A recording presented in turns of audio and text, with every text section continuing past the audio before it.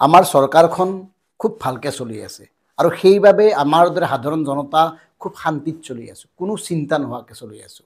যদিও হাজাৰ হাজাৰ শিক্ষকে সচলত আমৰণ অনশনত বহিবলগীয়া হৈছে, যদিও 25ৰ পৰা 30 বছৰ পৰ্যন্ত শিক্ষাদান কৰা শিক্ষকসকলে চৰকাৰক অভিশাপ দিবলগীয়া হৈছে, কেন্দ্ৰীয় চৰকাৰৰ নিৰ্দেশ অমান্য কৰি ৰাজ্যৰ কৃষকৰ ঘৰে ঘৰে সংস্থাপন কৰা হৈছে স্মাৰ্ট মিটাৰ।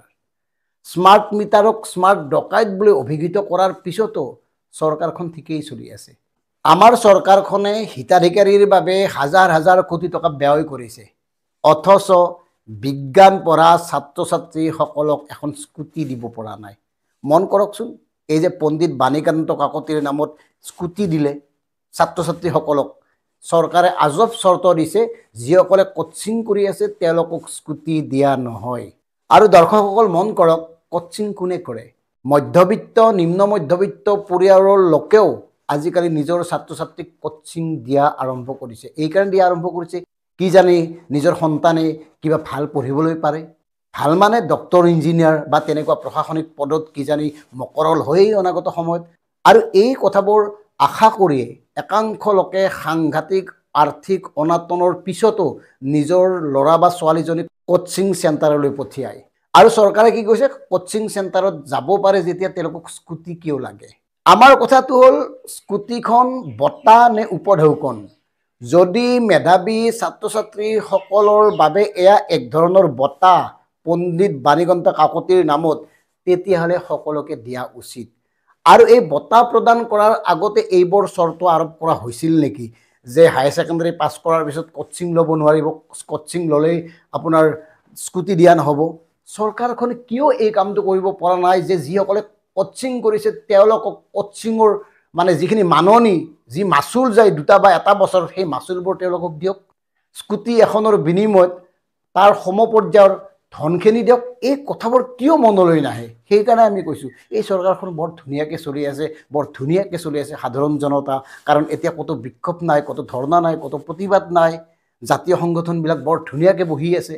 যিখিনি সময়ত বিজ্ঞান প্ৰযুক্তিক গুৰুত্ব দিয়া হৈছে, যিখিনি সময়ত বিজ্ঞান প্ৰযুক্তি বা অন্যান্য ক্ষেত্ৰৰ প্ৰতি ছাত্ৰ ছাত্ৰীসকলক উৎসাহিত কৰিব লাগিছিল, সেইখিনি সময়ত অনলাইন বা অফলাইন কোচিং কৰি থকা ছাত্ৰ ছাত্ৰীসকলক বঞ্চিত কৰা হৈছে। ভাবক কথাটো, আমাৰ চৰকাৰৰ শিক্ষানীতি। তাৰ বিপৰীতে ক'লৈ শিক্ষকসকলে ৰাজপথত ওলাই আহিবলগীয়া হৈছে, আমৰণ অনশনত বহিবলগীয়া হৈছে, চৰকাৰক অভিশাপ দিবলগীয়া হৈছে। আৰু আমি যে ক'লোঁ মেধাৱী ছাত্ৰ ছাত্ৰীসকল স্কুটিৰ পৰা বঞ্চিত হৈছে, বেছিভাগেই বঞ্চিত হৈছে বিজ্ঞান শাখাৰ ছাত্ৰ ছাত্ৰী। মানে তেওঁলোকৰে বহুতৰে আশা থাকে কিবা কিবি হোৱাৰ, তেওঁলোকে বিভিন্ন ধৰণে অফলাইন অনলাইন কোচিং ক্লাছ কৰি আছে। মানে কাক বঞ্চিত কৰা হৈছে, কাক উৎসাহিত কৰিব লাগিছিল? এই কথাবোৰ ভাবিব পৰা মানে মগজুৰ কোনো বিষয়া নাইনে এইখন চৰকাৰত? গতিকে সেয়ে কৈছোঁ, আমাৰ চৰকাৰখন খুব ভালকৈ চলি আছে, খুব ভালকৈ চলি আছে সাধাৰণ জনতা। চৰকাৰৰ মাননীয় মুখ্যমন্ত্ৰী ডাঙৰীয়াই শেহতীয়া এটা নিৰ্দেশনা দিছে, কোনো মন্ত্ৰীয়ে যাতে সংবাদ মাধ্যমত বিবৃতি নিদিয়ে, ৰাজনৈতিক বক্তব্য নাৰাখে, বাৰণ কৰা হৈছে। এতিয়া আমাৰ কথাটো হ'ল, সংবাদ মাধ্যমেনো মন্ত্ৰীসকলক এনেকুৱা কি কথা সোধে যাৰ বাবে মন্ত্ৰীসকল বিব্ৰত হ'বলগীয়া হয়? কোনোবাই দেখিছেনে?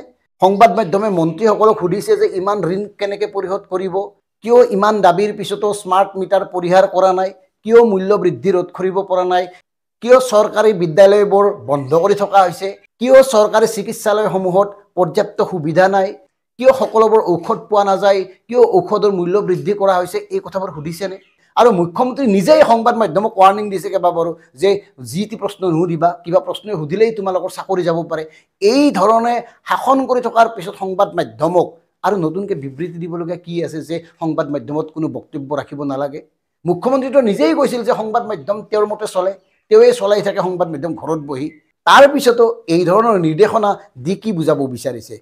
আৰু চাওক, বহুজাতিক কোম্পানীক অসমৰ মাটি গতাই দিয়া হৈছে উদ্যোগ স্থাপনৰ বাবে, অথচ অসমত উদ্যোগবোৰ বন্ধ হৈ আছে। 4 বছৰত 109টা ক্ষুদ্ৰ আৰু মজলীয়া উদ্যোগ বন্ধ হৈছে। গতিকে চৰকাৰ ভালেই চলি আছে, সাধাৰণ জনতাও ভালে চলি আছে, সকলোবোৰ মৌন, সকলোবোৰ নিশ্চুপ, কাৰো মাত নাই, কাৰো প্ৰতিবাদ নাই, ক'তো ধৰ্ণা নাই, ঠিকেই চলি আছে। হিতাধিকাৰীসকল খুচ, তেওঁলোকৰ কোনো অভিযোগ আপত্তি নাই, আমি সাধাৰণ জনতাও খুচ, চৰকাৰো খুচ। গতিকে একো কৈ লাভেই নাই। যিখন ৰাজ্যত শিক্ষকসকলে আমৰণ অনশনত বহিব লাগে, যিখন ৰাজ্যত শিক্ষকসকলে চৰকাৰক আনুষ্ঠানিকভাৱে অভিশাপ দিবলগীয়া হয় সেইখন ৰাজ্যত চব ঠিকেই থাকিব দিয়কচোন। কাৰো মাতবোল নাই, কোনো ধৰ্ণা নাই, কোনো প্ৰতিবাদ নাই, বিপ্লৱটো নায়েই। গতিকে সকলোবোৰ আমি ঠিকেই আছোঁ, সাধাৰণ জনতা ঠিকে আছে, ৰজা ঠিকে আছে, চব ঠিকে আছে বুলি ধৰি ল'লোঁ। ধন্যবাদ।